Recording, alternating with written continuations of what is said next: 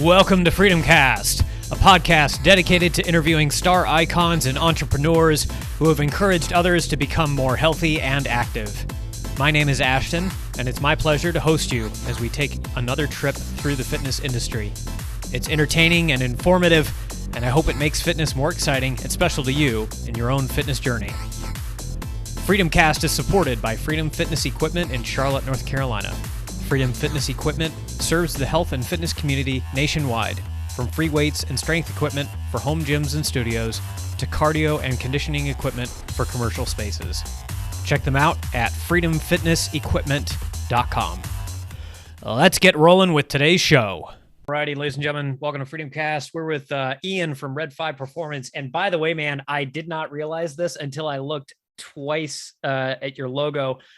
You're a nerd just like I am, Star Wars fan, and you that's the call sign for Luke Skywalker. I can't believe I missed that. Yeah. That's terrific. So Ian is a performance coach. Where are you based, Ian? I'm in St. Pete, Florida. Perfect.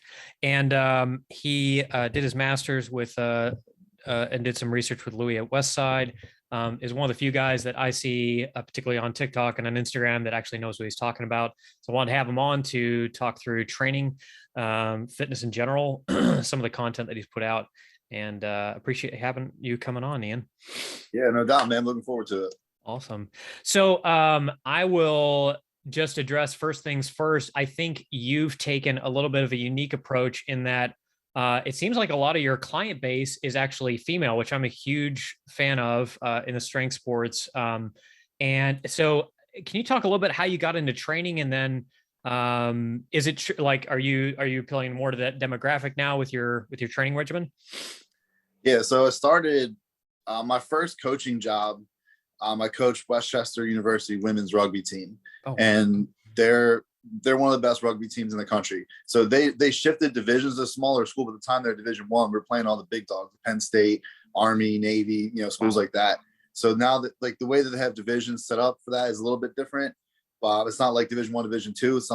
There's different categories, but they're the current like national champions and the one that's right below, the highest level you can get. So they're pretty good. So I started with there, and I just learned that I really like coaching the girls. It was fun, but it's also you're coaching rugby, so it's not just like your normal girls. These girls are absolute savages. Yeah. So it was interesting. It was definitely challenging. It was one of the most enjoyable times I had coaching, but it's challenging. These girls like don't give a fuck. So it's not like you come in there and you're like, do this, and they're like, they do what they want. It's really like training wild animals. So it was cool.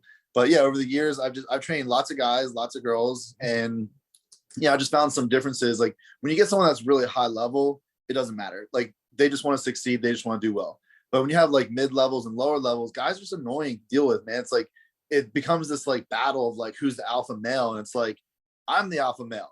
I'm the coach. I know what the fuck is going on. This is what we're doing, right? It's not like a negotiation of what's happening. This is the road we're going down. And if you don't want to go down this road, that's fine. Just go on a different team.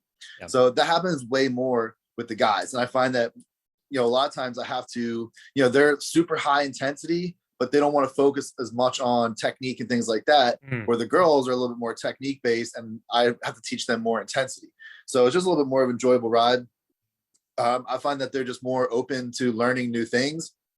Also, I think it's a little bit biased from me. I think the way that I treat women is just different than I treat guys. I'm definitely harder on guys. And I think that comes from me being harder on myself. Like I didn't have any guidance growing up. I kind of just did things on my own. My parents split up when I was 10 years old, and I really feel like I raised myself from when I was 10. So I was very hard on myself and spoke to myself very harshly for a long time.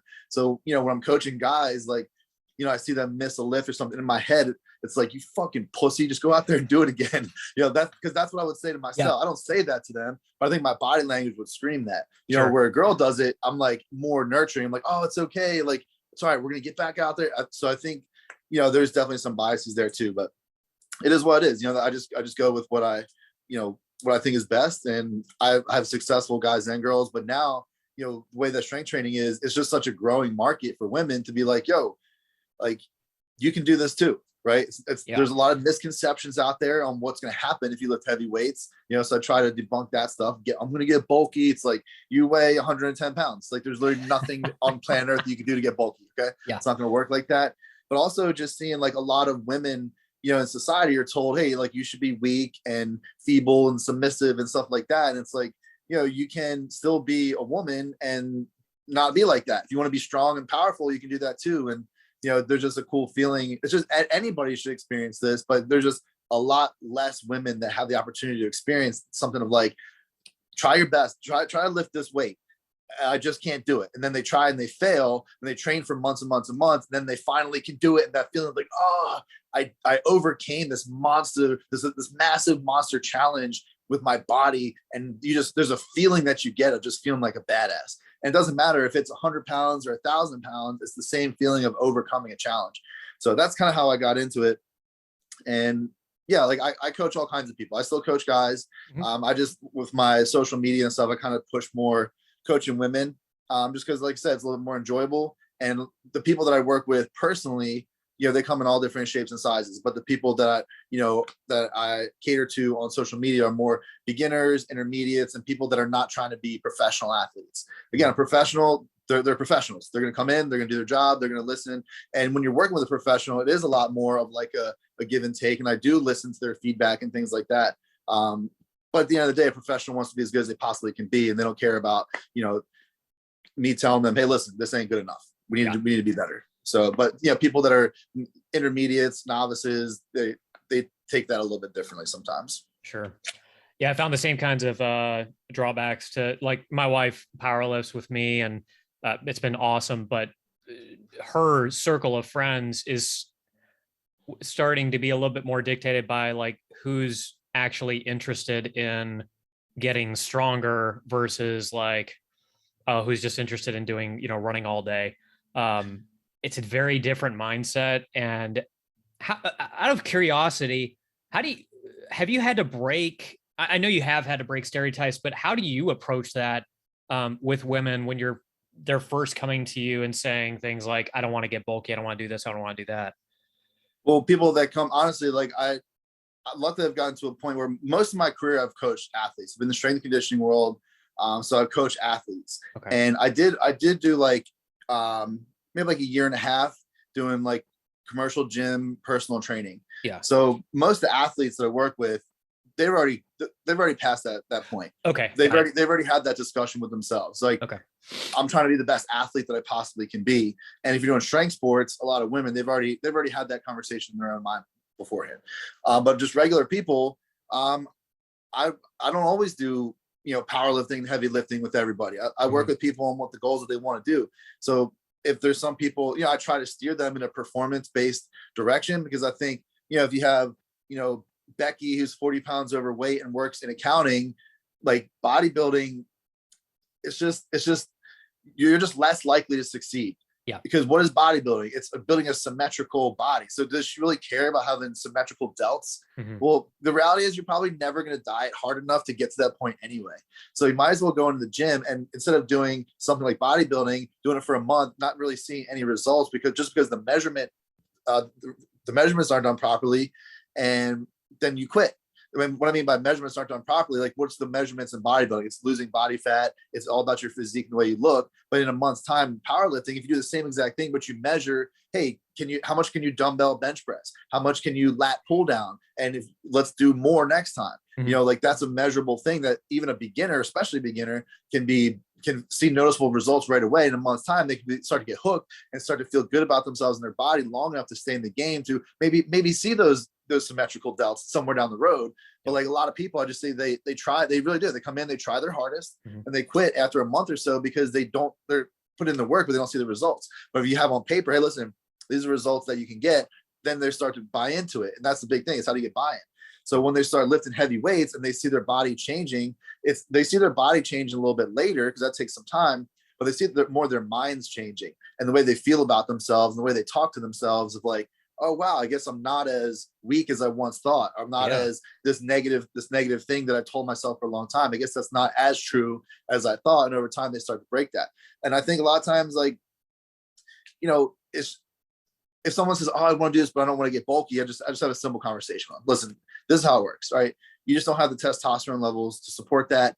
If you wanted to get bigger, regardless of what kind of training you're doing, it's all about how much you eat. So if you're eating in like a small calorie deficit or something like that, doesn't matter what kind of training you're doing, you're not going to get that much bigger, right? So, and if you're doing 1 rep maxes, you're not, if you're trying to get big and you're doing 1 rep maxes, you're just not going to get as big as if you're doing, sets of 6 to 8, 10 squats, something like that. Right. So yeah, it's, so it doesn't even make sense from so many different ways. And again, this isn't me hating on bodybuilding. I'm just saying that I'm just offering another avenue to people that don't even know that performance style training exists. So it's like, why would you not want to train like an athlete? Well, it's because you just don't know how. That's it. That's the only reason. You don't know how. You've never been told that was even an option. Most commercial gyms are run by people that are bodybuilders or former bodybuilders or something like that. And all the gyms are set up for bodybuilding, but that's changing, right? That is changing. Look at commercial gyms that you have 10 years ago. If I was like, hey, you know what we should do? We should get some bumper plates and some deadlift platforms so people can do clean and jerks and deadlifts. They would be like, what? But now they're everywhere. Every gym has that now. Hey, we should get some turf and like a little rig with some pull-up bars so people can push sleds and, do some functional movement type stuff. What are you talking about? That's mainstream now. So what's the next step? It's only going to get more and more and more performance-based because people are having so much more success with that than, like I said, Count Becky, 40 pounds overweight. Let's just do some lateral raises and hope that our delts are going to pop in a month. It's like, my delts aren't going to pop in a month, right? I do this every single day. So like, it's just not going to happen for them. So yeah, I just try to offer people like more of a mental change, and people can see that pretty quickly. And then the physical changes are going to come no matter what style of training. If you push yourself hard, you can run around in circles as hard as you possibly can. You're going to see results in your body. So it's just as a structured way for people to push the intensity in a way that's going to be safe, that they can actually see some results. Freaking love it. Is the gym that you're training in right now, is that something that you own, or you just training in a commercial setting? Yeah, I just train there. So it's like, small business, just one, it's not like a chain or anything like that. Awesome. And it's cool. We can do, we come in at a time of the day that's pretty quiet, right? So we do that on purpose. So we go there and it has all different kinds of equipment, all kinds of specialty equipment, like belt squats and reverse hypers and specialty bars and chains and bands and all that kind of stuff. Wow. Also, there's a lot of other power lifters that train there. There's we're kind of like more the morning crew, and there's the evening crew, and they're a much bigger team. And they have some people that are super serious, all people down to all the people that aren't really serious at all. For us, we're a much, much smaller team that's super serious. So it's cool with going there because they have some of their own equipment that they brought in. I have some of my own equipment that I brought in, and everybody kind of works together, and it's awesome. It's like a better together type of mentality.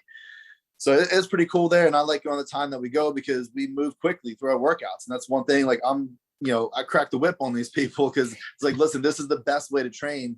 Dilly-dallying for 5 minutes in between here and there, like going to the water fountain, chit chat. That's just not the best way to do it.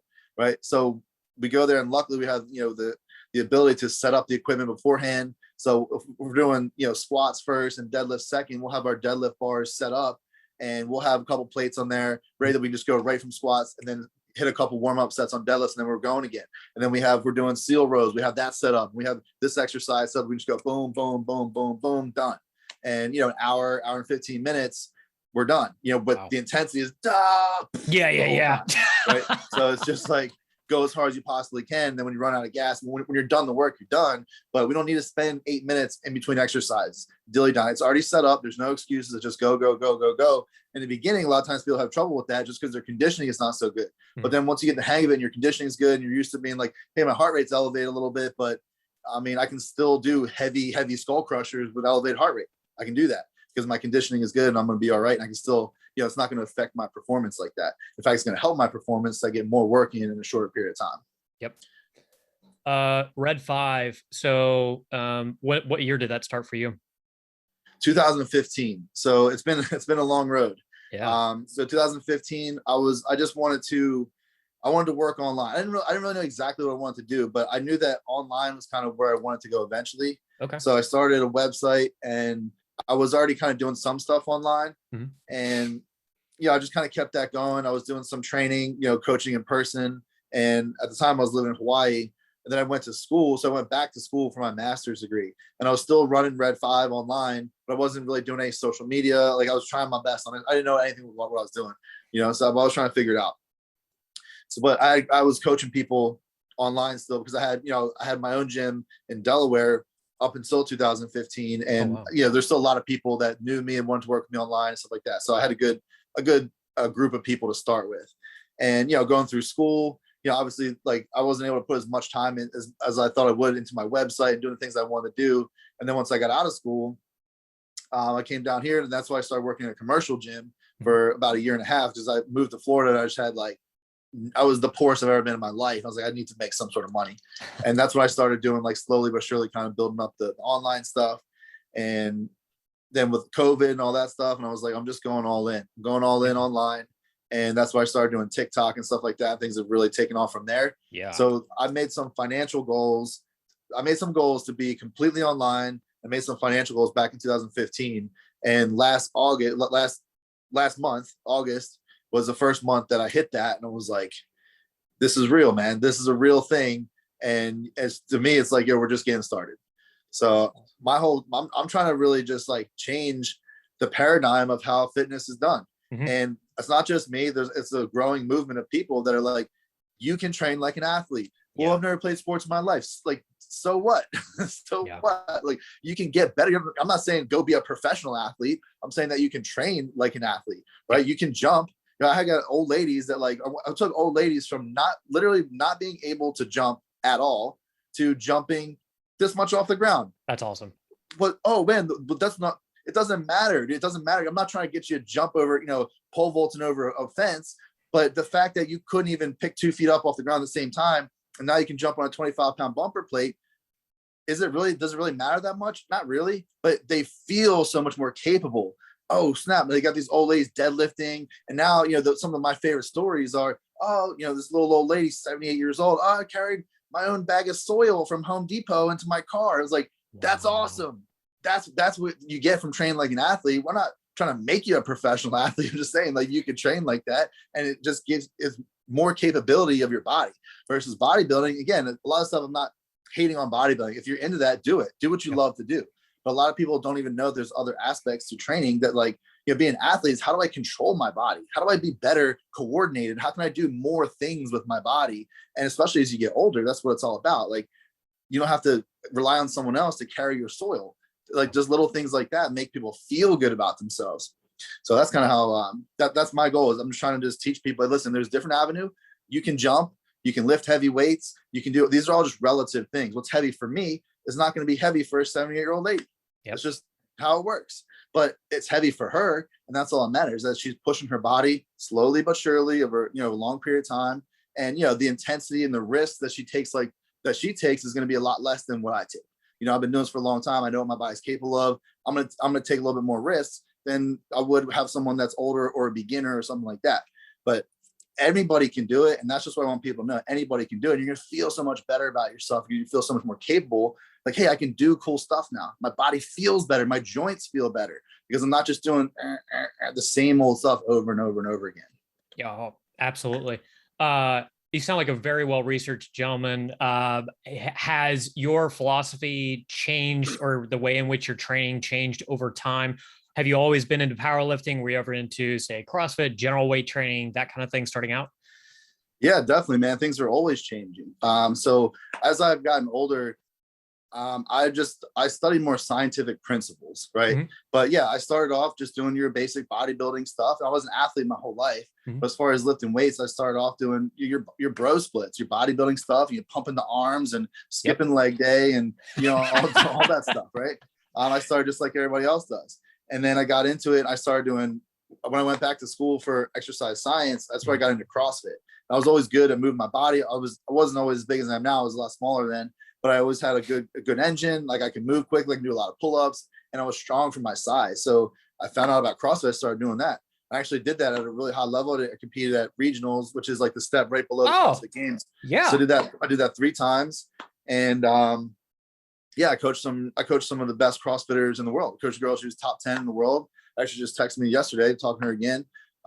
Another girl texted me to say, hey, she texted me today. She shot me a picture. She's like, hey, you remember this? It was 10 years ago today. We competed in a CrossFit competition. I mean, she's a killer. She's like a million times CrossFit regionals athlete, CrossFit Games athlete. So yeah, that was when I had my gym in Delaware, that's what I was doing. we had world champions flying in from different countries to train with some of our athletes. And that's where things really took off. It was like, hey, I've really figured out what I was doing. Yeah. And I learned so much by coaching CrossFit, because you have to be good at everything. You have to be good at running. You have to be good at swimming. You have to be good at weightlifting, powerlifting, gymnastics, all of it. And I didn't know all that stuff. I was really good with the weights, but I would hire coaches like, hey, you're a specialist in gymnastics. Come and teach us how to do gymnastics. So we'd hire them. They would coach for us. And that's how I learned so much, by being around other coaches that were specialist coaches, runners, endurance coaches, weightlifting coaches. So I learned a lot of different philosophies and a lot of the science behind it. And that was always what interested me, was the science. And that still interests me now. So that's why I would talk about scientific principles. What I mean by principle, like, everyone's different. Everyone's going to move differently. Everyone's going to have things that are different to them, but the principles are always going to be the same. Like principles, force equals mass times acceleration. Right. That's never going to change. Okay. It's never going to change who you are. So how do we make that happen for you? Like, how do we increase more force? And everyone's going to have a different, do we increase the mass? Do we increase acceleration? Do we try to do both? Like, what's the solution for you? Right. So that's just one example, but there's so many scientific principles. That's what I try to do. I try to apply it, and everything is just an experiment. I'm continuing to experiment and get better and better and better. And now I do, a lot of powerlifting, but it's just the foundation of all sports, right? Powerlifting is the foundation. Strength is the foundation of all sports. So, if you're a distance runner, you should get stronger. If you're a football player, you should get stronger. It's not the only thing you should do, but it's the foundation. Like, you will be better if you could snap your fingers and make every single muscle in your body 100% stronger. You will be better at your sport, guaranteed. Yeah. Right. So now there's obviously, during sports, there's breaking down different energy systems. That's how you look at what energy systems are working in the sport. Where are you weak within these energy systems? And you just break things down and down and down and down and down and down. And that's why I enjoy it, because everybody's different. Everybody needs a different solution. So when it comes to research, I know a lot of research for sure, especially with a master's degree. It's all you do is talk about research all the time. But I don't know a lot of the answers. And I say that open. I don't know a lot of the answers. I don't know all the research. But what I do know is how to figure anything out. And that's what they teach you in, advanced degrees. Isn't, hey, here's a bunch of solutions. It's like, there's infinitely many problems. So it's a lost cause to just learn solutions. We need to learn problem solving. And you do that through, here's scientific principles, and you use these principles to solve each individual problem, or I know how to research. I know how to find the research if I need it, instead of just, well, in this situation, this is the right answer. It's like, okay, well, how often does that exact situation come up? It's, probably never again. Right. Yeah. So everybody's a little bit different. And that's where I think, a lot of stuff that I say, people have a hard time accepting, especially on social media. It's like, oh, it's like, where's the research? Like, there is no research. There's no research either way, man. Like, this is new stuff that we're trying here. And yeah, that's people that talk about that only want to live by the research. They're already in the past, because the way that it works is the coaches and the athletes, they're the ones that got skin in the game. It matters. It matters if you're right, because if you're wrong, your athletes don't get better. If your athletes don't get better, you don't have a job anymore. So it matters that both the athlete and the coach, they're the ones doing experiments and taking risks and trying new things. And then the ones that work, then the scientists come in behind, like, why did this work? And they try to figure it out. So if you're only living by research, you're already in the past. And, I try to be up to date with research, but I'm more interested in reading a textbook about anatomy or physiology or chemistry or, biomechanics, and then figuring things out for myself. And, so how has my training changed? I've gotten way more into principles, and I don't, cookie cutter things, and I treat everybody completely different. So I do online coaching. I just don't really work with a lot of people, because it's a lot of work. I take each individual person and try to figure out what's going to be the best solution for them. And, I try to put all that stuff together, and I sell programs as well on my website. And that's for, beginners, novice, intermediates, and things like that, where they just don't need as much, one-on-one care, because they're still in the newbie gains phase. And like, even if you've been lifting for a long time, lifting like this is going to be a massive change, and it's going to be way more difficult because pieced together the right way. But I really do a lot of conjugate training. I think conjugate is one of the smartest ways to train for any sport, because it's just a system. It's a methodology versus do 6 sets of 6 reps of this percent. It's not like that. And a lot of people hate on conjugate because they just don't truly understand it. Yeah. But the downside is it's really complex. You need to understand all the principles and how to apply it to each individual. And if you don't apply it the right way, it's not going to work. Right. So a lot of people are like, oh, I tried conjugate, didn't work. It's like, no, you tried you didn't do conjugate the right way. That's why it didn't work.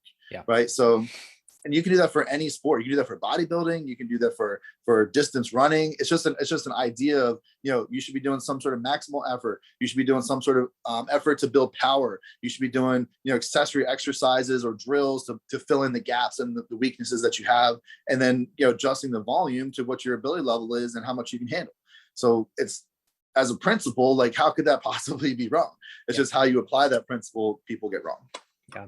Finding the intersection between scientific research and anecdotes or evidence of the training regimen actually working. I think a lot of people underrate that. I was listening to, speaking of West Side Table Talk with Dave Tate, and he's constantly saying, I may not know where to go to back this up from a scientific standpoint, but I sure as hell know what the results are. And that's where he tends to lean. And it works, and it doesn't work for everybody, but the ones that it works for, it really works well. And that's where you have to find the balance and the customization, like you were saying. For sure. Not to bring up a sore subject, I know you keep mentioning that you had a gym in Delaware and now you're down in Florida. So did you, was there something that happened there that caused you to move states, or is that still going strong? No, so I originally started out of high school. I started college doing engineering. Then I switched to physics and math. I did that for 3 years. Okay. Then I took a year off. I went back to school for exercise science, graduated exercise science. That took me 3 years to do that. So it took me a while to just get a bachelor's degree. Yeah. When I finished my degree, I opened up a gym with my buddy. Okay. I was in Delaware. So I went to school in Westchester for undergrad, Westchester, Pennsylvania, and Newark, Delaware. That's where University of Delaware is about maybe 40 minutes from there. So there was no gyms that were, doing what we're doing in that area. That's the only reason we were there. Mm-hmm. And that was 2011. We started that. Mm-hmm. And it was like end of 2015. So we had like 5 years doing the gym. Okay. And it was just at a point where we needed to grow to the next step. And in order to do that, it was like, hey, we need to stop taking salaries from the gym, put it back in the gym. And I was like, all right, well, I can go get a job anywhere. I can do it. Like there's ways that we can do this. We just paid off our loans. Like we can get another loan. There's lots of different ways. But also things were kind of like slowly deteriorating, the relationship between me and my business partner, who's one of my best friends at the time. Mm-hmm. And I think a lot of that came from I was the coach and we both wanted to be the coach, right? But I was just the coach. So I was coaching all the high level athletes. We had a UFC guy. He's one of the top UFCs, one of the top UFC fighters in the whole lightweight division. I was the guy because I was the guy that was just more committed. I was all in, and the athletes respected me more. And he was just younger and, still growing up. And like, he was doing things that, these are professional athletes. They're not going out on the weekends and trying to pick up college girls and party and stuff like that. And I wasn't doing that either. I was all in. So I think there was some resent built up that like I was the one traveling around to the big competitions and stuff like that. It's like, yeah, I know that we're in Miami, but like I'm not out in South Beach. Like I'm going to bed at 8 o'clock at night, waking up at 5 in the morning and coaching all day for 3 days straight and getting on a plane and leaving. Like it's not all sunshine and rainbows. It's cool. It's cool because you're rubbing elbows with all the top people in the sport, but like it's just not all it seems. It's not like I'm not, like I said, I'm not out clubbing. So at that point, I kind of knew that it was over. I kind of knew that I was done with that. So I ended up selling my half of the gym to him. I moved to Hawaii. So I just kind of lived in Maui for a year and didn't really do much. It was just like living life. I didn't know what I wanted to do with my life, but I knew I didn't want to figure it out in Newark, Delaware. I'm not from there. The only reason I was there was for the gym. Okay. And I was like, why would I do that? So I just kind of YOLO'd it, went out there and, had a lot of awesome life experiences. I learned a lot of things I really needed to learn to, continue to evolve. And then I went back to school at University of Tennessee, got my master's degree, and then went to Florida. So I moved around a little bit from Delaware. But yeah, it didn't really end the way that I wanted it to. But in the moment, you don't know what you want. Like I'm so happy with where I am right now. And I would never ever in a million years be in this position if I stayed in that position, try to make it work. And it's just not what I want. Like I don't want to be a gym operator. It's a lot of work. It's a lot of work. And now it's like I can travel anywhere I want. I can pick up and still have money coming in because I work online. I'm not committed to one place at one time. I can be anywhere. And this is just the beginning. So all the things that I really want in my life were because of that. And I learned a lot of lessons from that. And, it's just life has a funny way of working out. In the moment, it seems like, oh man, this is everything that I worked for my whole life. And now it's just gone. But it's like, no, it's not, man. Like, you still have all this knowledge and experience that you have that you can go build the next thing. And that's what I've been doing is, I didn't want to sit back and, rely on what I used to do as a coach, who I used to coach and things that I did in the past. I was like, I'm going to just do it again. And that's what I'm doing now. So in 5 weeks, less than 5 weeks, we have a powerlifting competition, and I've been coaching a girl. She was never played high level sports in high school or college, couldn't even bench press 95 pounds when I met her less than 2 years ago. And we're about to go break world records in 5 weeks. Holy so cow. It's like, I put the time in. She put all the time in, listen to me barking orders at her for 2 years straight. But like, I'm just doing it again. And I'm like, hey, I'm not only doing it again, I'm doing it way better than I did before, because now I have all this experience and knowledge, but also have all this experience and knowledge from growth as a person, much more compassionate and much more caring and loving towards my athletes. And before it was, cracking the whip hard, but there's just a different scenario. I don't have seasoned athletes. I have beginners that I turn into experts in just a short time. So, I think that's what everybody should do. Like, if you did something, it's like the guy that's like, oh, back in high school, it's like, bro, it ain't high school anymore. Nobody cares how much you bench press in high school. So I try to, be real with myself and say, hey, I'm starting over. I'm not gonna just ride this thing that I did coaching years ago for the rest of my life. I'm just gonna do it again and again and again and again and again and again, and that's how I'm gonna do it. So that's how I got to this point. Elite athletes. So I think it's a lot of personal trainers dream to coach elite athletes and to be in those kind of circles. It sounds like you just kind of dove in and started training people like that, but I know that's probably not how it went. So how in the world do you get connections to even be able to, train and be around people who are international, either celebrities or really high level in that sport? Yeah, you got to be living the life, man. It's really that simple. You have to be living the life yourself, and you don't have to be as good as them, but you got to be living the life. And I grew up in a weird town, right? So I grew up in Ocean City, New Jersey. It's a small town. It's a small little beach resort town in Jersey Shore. In the summer, it's popping, it's going, but in the winter, it's dead. And in that small little town, we had a small little gym, and there was a guy who ran that gym who's still doing it today, who was doing a lot of the same stuff we're doing now, but like since the 70s, right? This dude, like, he just knows what he's doing. And he created, like, there was so many really high level athletes. So most of my friends were very high level athletes. Like, nice. It was our sports teams that were winning states. They were some of the top teams in the country year after year after year after year. This guy was working with them. So it was just kind of part of my life. I also was a lifeguard on the beach for 8 years. And that's a big deal up there. So, you got to be a good athlete to make it. If they have tryouts, it's a serious thing, because you're actually saving people's lives. Like, you might be out in waves that are kind of rough. You need to know what you're doing. And so a lot of my best friends, these guys were all American swimmers. And like, these are people that I was hanging out with every day. So I understood the discipline that it took to be at that level. And I was never an athlete at that level. I was a pretty good athlete, but I wasn't like, the best in the country. I was holding my own, but again, I wasn't like that. But I was around people like that. I understood that. And I was never some like super gifted athlete. I was just a hard worker.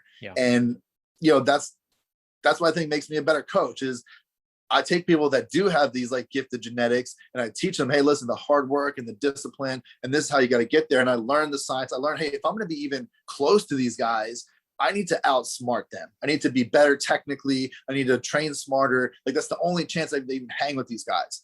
So that's kind of how I learned that. And then when I was, when I started with CrossFit, I just so happened, like, I just have a lot of like happenstance things, but I think a lot of situations that you happen to find yourself in only happen because of all the things that you've done in the past, and you're able to capitalize on the opportunity. So when I started with CrossFit, I started with some guys that were like some of the best. Like, the guy was at CrossFit Games. He wasn't at the time, but like the following year, he made to the CrossFit Games, and I was always plugged in with high level people.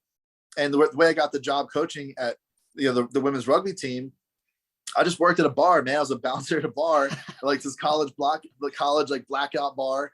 And I was friends with one of the bartenders who was he was the head coach. He was the head coach of the team. And I would talk to him all the time. And then he was just like, yo, do you want to like be the strength and conditioning coach? And I was like, yeah. In my head, I was like, I've always had an attitude of like, I'm going to talk like I know exactly what I'm doing. In my head, I don't know exactly what I'm doing, but I know that I'll figure it out. If I'm put in that situation, I know I'll figure it out. And I did figure it out. I crushed it. Dude, they were significantly better. They had the best season in history up to that point at that time.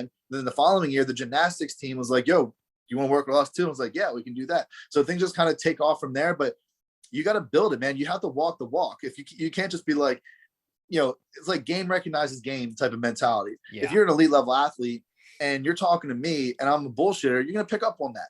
You're going to pick up on that, on the little things that I say, the way that I act, the way that I compose myself. You're just going to know. And, I coached the guy, his name is Paul Felder. He's one of the best UFC fighters in 155. He finished his career, I think he was like number 6. He was getting chirked by like Conor McGregor. Like, dude, he's in a stacked weight class. Wow. I started with him before he made it to the UFC. And his first couple fights in the UFC. And I just remember the first time working with him, I remember being like, this dude's got it. He wasn't even in the UFC. I was like, this guy has it. I know what it takes, and this guy's got it. Wow. And he said the same thing about me. He's like, I'm your guy. So I don't know. It's just like game recognizes game. You got to be living the life. And then if you are, you're going to find yourself in situations that you present these opportunities. And then when you get the opportunity, you better step up. You better step up and you better crush it. And a lot of these things, like I was able to find myself in these situations and then just commit all in and be like, I'm going to figure this out as we go. And I say that with my athletes now. I'm like, listen, I don't know everything. They think that I know everything because the way that I talk, but I tell them I don't know everything. We're doing this together. Right, we're in this together. We're going on this journey together. It's not just me barking orders at you.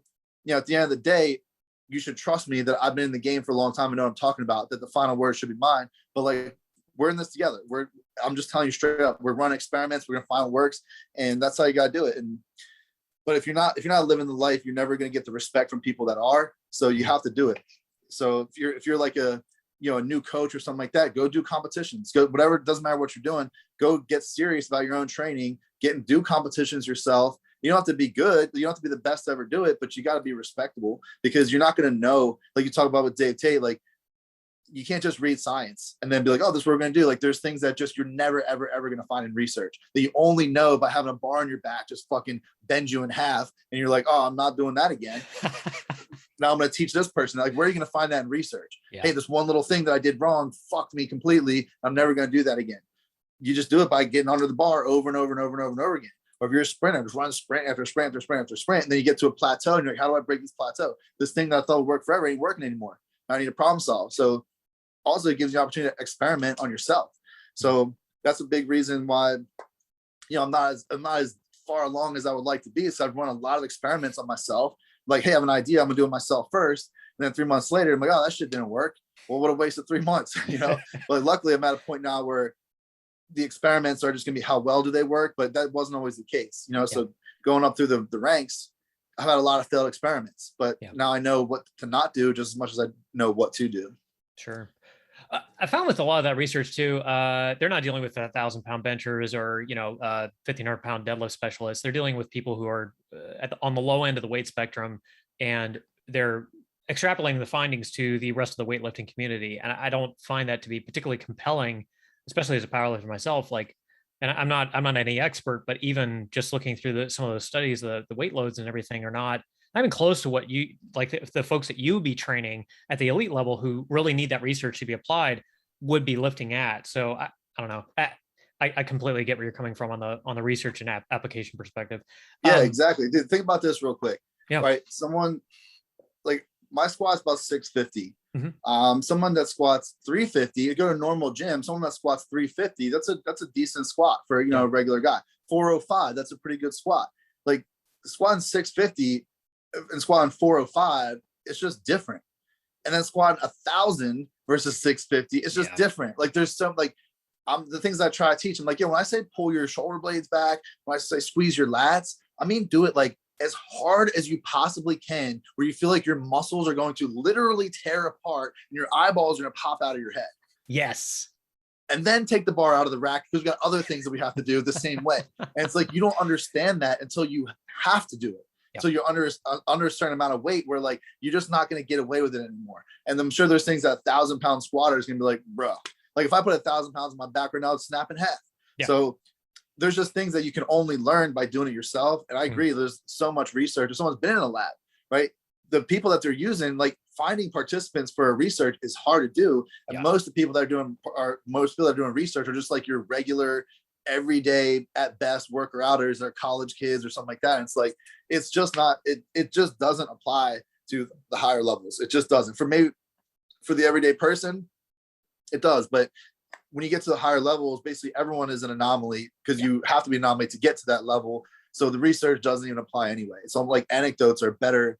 And it's a place like Westside, they have years and years and years and years where they do their own research with these high level. And it's like, so for them, like, oh, well, that's just anecdotal evidence. It's like, what?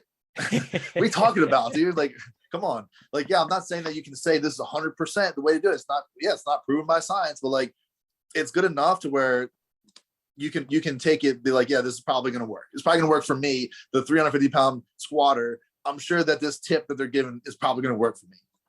Yep. Okay, so I've been holding off asking this question, but now I'm going to spring it. So the Westside experience and being able to talk with Louis for your master's and research paper, can you taught me through how that went? And I think in one of your videos, you mentioned you actually debated him as well. I don't know if that was separate, but how did that go? Yeah, it was awesome, man. So for my biomechanics thesis, I did basically, I wanted to, where I was at Tennessee, they're big on ACLs, big on knees, and that's a big time injury that happens in sports.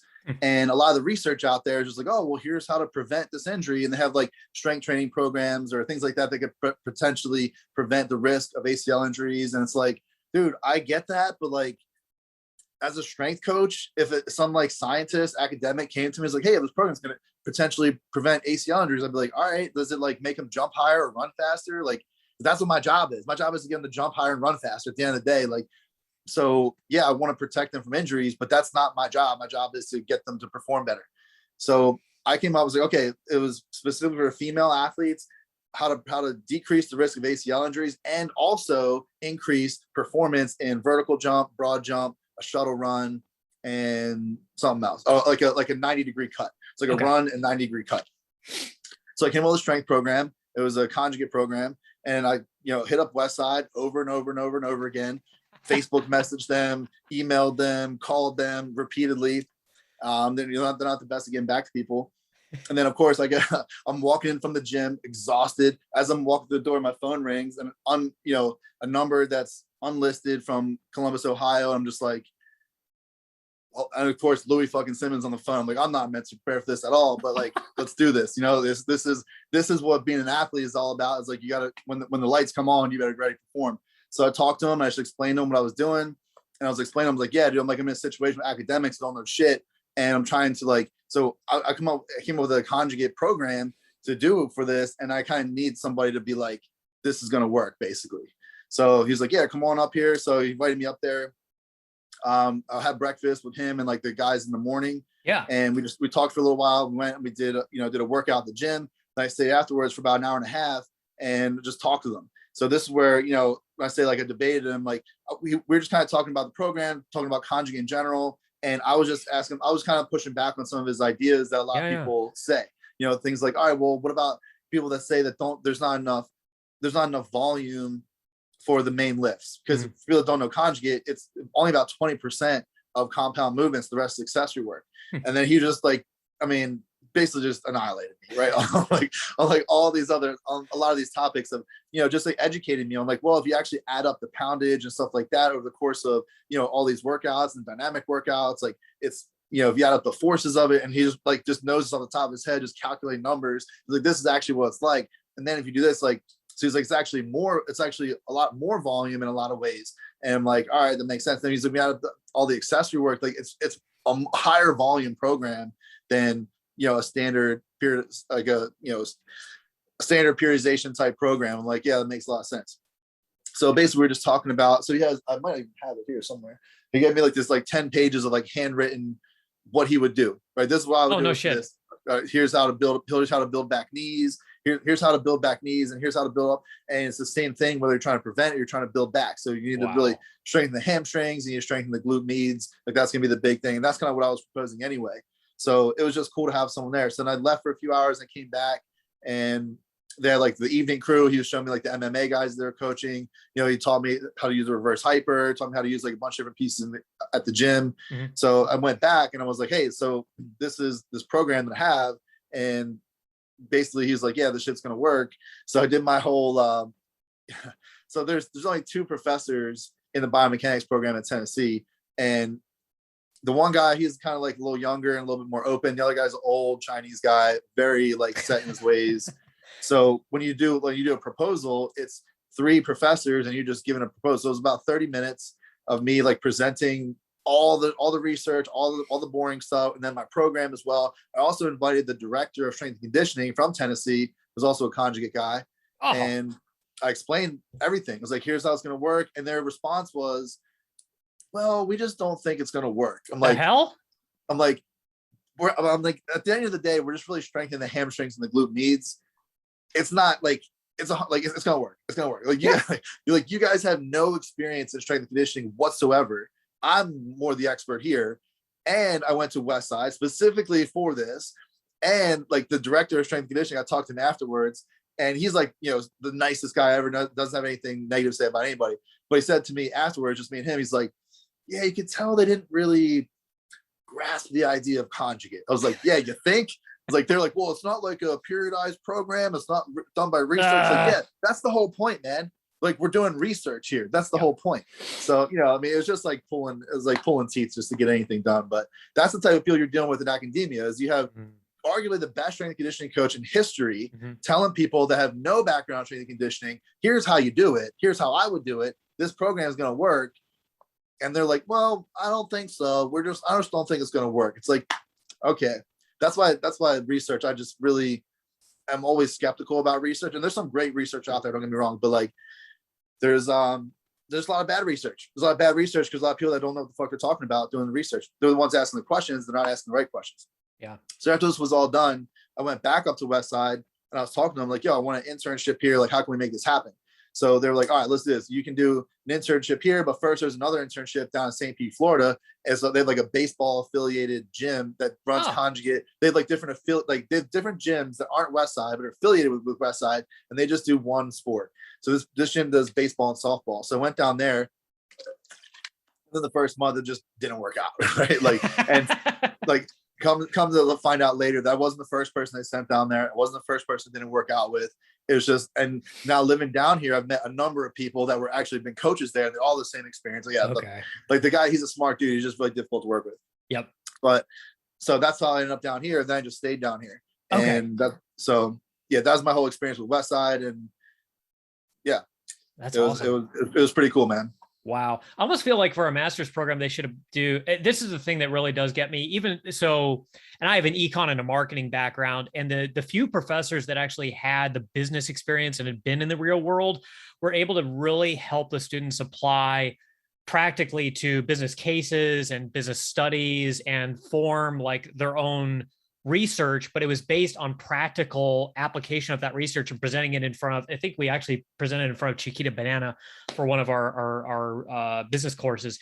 And I find those, like, it would almost be more practical from a master's standpoint, especially if you're in any sort of exercise science or kinesiology or a degree that you did, to do a year of proving out the concept so that you can go to the professor and say, this is the evidence, like this stuff actually freaking works. I don't know why they've decided to go all theoretical, but it's almost like, I mean, did you find in your experience at the academic level that very many people had actually trained, for example, or done any work with performance athletes? No, none of them, dude. None of them. They don't know what they're talking about. Like, I'm not saying there's not people that do. Sure. I'm just saying that there's like, so it was 2 years. My second year, there's like another group of people came in, and the one dude, he was like a professional. I don't think he's a pro. He's a legit bodybuilder. Yeah. Right, at one point in time, right? He's a strong dude. He was dealing like 700. Like he's a big Lord. Motherfucker. Right? Yeah. So I think the new younger professor was starting to bring in more people that maybe have some experience. But yeah, generally speaking, in academia, there's a lot of people that they think they know everything because they read all the books. And it's like, bro, you don't know shit. Like you didn't play sports at a high level. You never coached at a high level. You don't really know what you're talking about. You just know what the books say. And it's different. I'll give you a perfect example. Mm-hmm. So there is first year master's, second year master's, first year, second year, third year PhD. So 5 years of students in this program. There's like maybe at the time 12, 13 people. It's not big.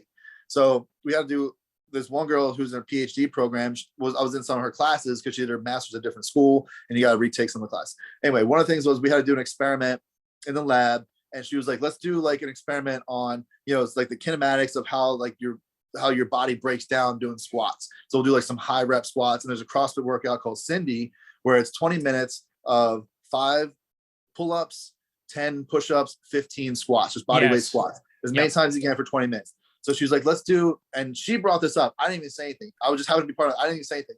She was like, let's do 15 squats, and we'll get people all marked up, and then in the lab, and we'll see how their knees and hips start to break down. So let's do 15 squats, and we'll do like 2 minutes rest. I'm like, that's way too much rest. Like, that's never gonna work. And she's like, and she's all like, oh, like, this person, she played like 1 year like D2 softball. And like I see her in the gym, like quarter squatting 65 pounds.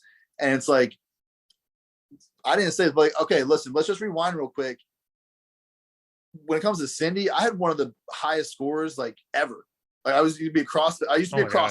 I know this workout. So I was like, we should do like 15 seconds. And like that's what's going to break people down, not 2 minutes. So, but she was like, well, should you push back? We got whatever, 2 minutes. So we go present this to the professor. The first thing he says is, this rest is way too long. I'm like, see what I'm talking about? But it's like, it's just someone that it's so obvious that you don't know what you're talking about. In theory you do, but in reality, like you're not going to see noticeable breakdown because most people can do 15 squats pretty easily with 2 minutes rest with just their body weight. But since you're so out of shape, for you, that's hard. But for normal people, that's not hard. And for people that are athletes, that's a joke.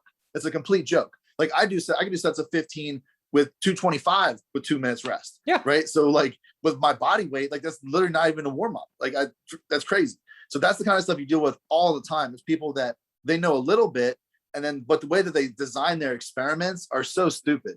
Yeah. Like it just doesn't work. And it's so obvious that you don't have experience in high level competition or coaching, because you would know these things right away, but this isn't gonna get any breakdown that we're looking for. So that happens all the time. Yeah. I am curious, just as a final thought on some of the debates you've had going back and forth with other fitness influencers or people who pretend to know what they're talking about, but really don't either have the practical experience or can't synergize that with the research. How do you differentiate as just a layperson? Because I found this particularly difficult. There are certain people who will recommend to me, folks like yourself or others like Dave Tate, who actually understand the concepts and can apply them to strength athletes. But aside from guys who have incredibly long track records, if you're just scrolling through social media, how do you determine the guys who are just beating out the fluff and trying to spew out a bunch of BS just for views versus folks like yourself that are actually balancing the approach? Because like if you look at one of the videos that you did with JPG Performance, like if you didn't know any better, you'd be like, oh man, this is a really tight debate. I don't really know who I can trust. Like how do you differentiate as a layperson who doesn't know that much? Honestly, I don't really know the answer to that, because there's a lot of people that use like the best way to do it really is to say, who have these people coached? Okay. Right. Because if the answer is only myself, well, I mean, some of my best friends in the world are some of the most genetic freak athletes in the world, and they do some workouts that don't make any fucking sense. Yeah. But guess what? It still works for them because they're freaks, and anything that they do is going to work. But that's not going to work for your lay person that's scrolling through TikTok. So how do you really know? Honestly, it's hard. It's hard to know because you have some people that use these really like scientific terms, and it sounds really smart, and they don't really know what the fuck they're talking about. And you have some people that use those same terms that do. So how do you know? And the answer is you really don't know. So the best way to do it is just to try some of the stuff they're talking about and see if it works for you, and that's it. But it is really hard. But for me, what I look for is this person trying to help people, or is this person trying to grow their account?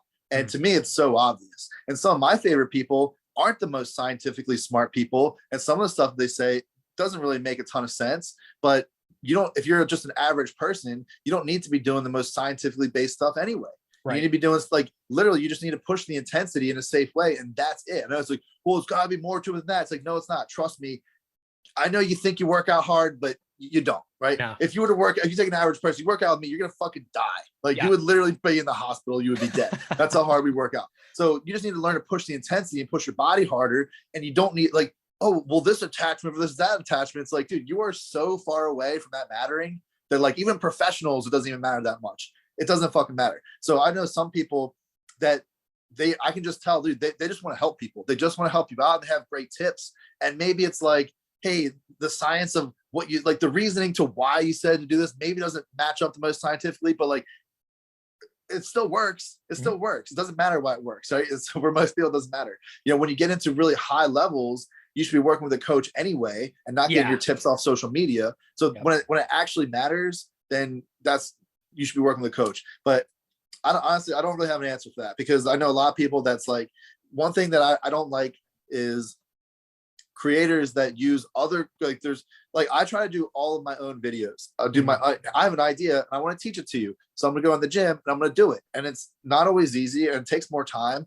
but that's what I like to do. Just try to stay in my own little corner. But then there's gonna be people that use my video, they want to attack it. And that's how they grow their account. They don't put in any work. They just do a little video like this side by side with my video. I mean, luckily that doesn't really happen very often with me, because I think I do them in a way that like, you know, I choose my words very carefully. And I think I don't really leave a lot of room for criticism, but that's not the case with all people. So it's like, here, do this tricep exercise and blah, blah, blah. Here's why it's going to work. It's like, well, the reason why that's going to work is this is actually the reason, blah, blah, this guy sucks. It's like, nah, this guy is putting out great content. And if you were to do that workout, it's going to work for you. It's going to be great. Maybe the reason why, maybe not, doesn't match up as much, but like people that just go in and use other people's content and they just trash it, it's just such like low effort. And it makes you look like an asshole. It's like, well, I'm just giving constructive criticism. It's like, yeah, but dude, it's not like a passive aggressive way where you're like, not like, we should be supporting each other in the community. Not like if your true goal was to help people, you would just say the same thing that guy did, make your own video and just say your thoughts instead of being like, here's my thoughts and here's why it's different than that idiot. And it's like, bro, that's just ain't it, man. It's just not the way to do it. So I think the best creators are people that are making their own content, preaching their own ideas. And if you just listen, you know, people that brain in their head, like just ask yourself, is this person trying to help me or is this person trying to sound like he's helping me? Because they're different things. And that's usually younger guys, they want to have this, like, they want to sound like they're helping people. And listen, I've been there. I've been a younger guy that like was pushing my ideas because I wanted to be better. I wanted people to know I was the man and I'm smart. That's the biggest change in my coaching when I was younger to now. I don't give a fuck now. Like this girl that's going in 5 weeks, if she doesn't break any world records, I don't care. I'm so proud of her for going through this process and becoming a better person. I don't need more accolades. I'm not like insecure about it. I'm going to be fine. I'm going to be fine either way. I just want her to do well because I love and care about her and I want to see her do well for her life versus you have to break these records because if not, people don't know that I'm a coach that can break world records. I don't fucking care, right? And I think if you just listen to creators on social media, like, are they trying to help you or are they trying to help themselves by helping you? And those are different things. And I would stay away from people that are just trying to help themselves. Sure. Absolutely. That's really good advice.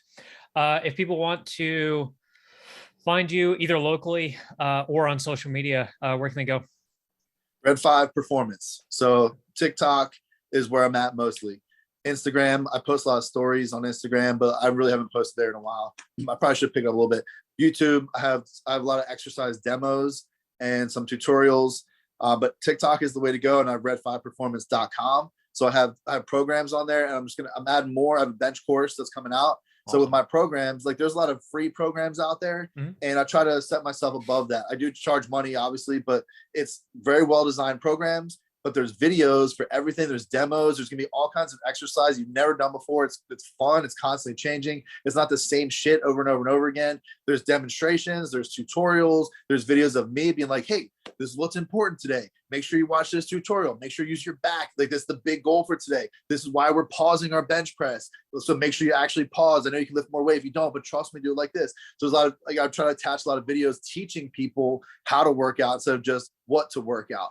So that's big. That's going to be the biggest thing for me moving forward is trying to make more programs to get people to teach people how to do this performance-based training on their own. And it's way less expensive than hiring me as a coach. So I just want to get out to the world. Hey, listen, anybody can do this. I have a program that's designed for building people up. If you want to get better at lifting weights, and you've never really done like maxes or a lot of deadlifts or squats, something like that, and whether you're a beginner or advanced, anybody can go through this. And there's a systematic way that I take people through getting stronger with finishes 1 rep maxes. There's exercise that we do for technique and drills and things like that. And I had a girl that I coached in person through a powerlifting competition, crushed it, and she moved away. She's doing a master's degree now, and she did the program and she loved it and crushed it too. So it's not just for beginners, but it's also for beginners as well. So a lot of my programs are intensity-based programs, which means anybody can do it. And actually, the better you are, the harder the program is, because you know how to push the intensity on these big lifts.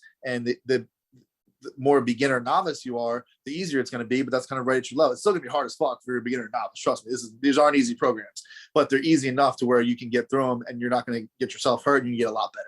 So I'm trying to make more and more programs. My goal is by the end of the year to have 8 full programs that are designed for different goals, for different types of people, with lots of instruction, lots of demos and all stuff. That's going to be on Red5Performance.com. Awesome. Last question before I break. If people want to find out, there's obviously videos and everything on YouTube, but what are some good resources, some recurring resources, either podcasts or material or research that you would recommend somebody who's just starting lifting to go and read or study or listen to? Anything you can recommend? Yeah, so I guess it kind of depends on how deep you're trying to get. Mm-hmm. But so Westside Barbell, they have a conjugate club. It's like $20 a month. Yep. They also have their Instagram. They have things on YouTube. Like they're starting to put out more and more stuff. So they have textbooks, Westside Barbell Book of Methods. I really recommend that. That's if you're like, it's more of a textbook. If you're interested in the how to actually do this kind of stuff, there's also a ton of book recommendations in that book. Mm-hmm. So that's what I recommend. And I would just find some people that you really trust on like YouTube. I think Chris Duffin does a good job. Yeah. I think, some of his explanations, like he's not the most entertaining guy, but he's a smart guy. Yeah. So there's a lot of people out there, and I would just find people that you trust and then just stick to those types of people. And everybody's gonna be different. Here's the reality. Like if you're trying to be really high level, you need to read the textbooks, right? You need to be reading the textbooks. And if you're not, you're just not going to be as high level as you think. And if you're not really high level, it doesn't really matter that much who you follow. Just find someone that you like, find someone that you're going to be interested in. Because most people, they're, whether you listen to Chris Duffin or Mark Bell or Louis Simmons or Dave Tate, like they're all going to teach you good stuff. They're going to teach you great stuff. And it's not going to matter if it's the most precise thing for you or not until you get to a high level. Mm-hmm. And you're only going to know that if you read the books anywhere, if you hire a coach that's read the books. So that's why I recommend, obviously, Red5Performance on TikTok. Awesome. Follow Ian over at Red5Performance. Ian, it was a pleasure. This is probably one of my favorite interviews I've done to date. Really appreciate it. You're a wealth of knowledge, and keep pounding, man. You're doing an awesome job. Appreciate it, man. Thanks for having me. All right. Take care.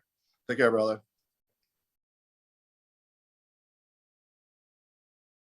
Five-star review on Apple Podcasts or wherever you listen to podcasts. It would mean a lot to our business. Plus, it's fun to read y'all's reviews. See you next time.